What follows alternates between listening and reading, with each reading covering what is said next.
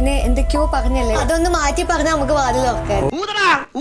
അടുപ്പിൽ ആസ്ത്രത്തിൽ തന്നെ ഊത്, ഒറ്റെണ്ണം നേരെയാവില്ല. ഒരിക്കലുമില്ല.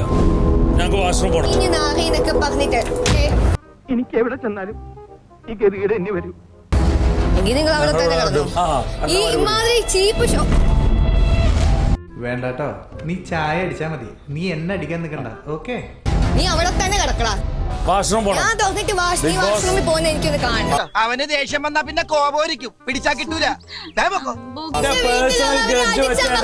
ഇവിടെ വന്ന് കണ്ടേ അതിന് എന്റെ കെട്ടിയോടൊന്നും ഈ നായിന്റെ മോനെ ഇനി ഞാൻ കൊന്നു കളയും.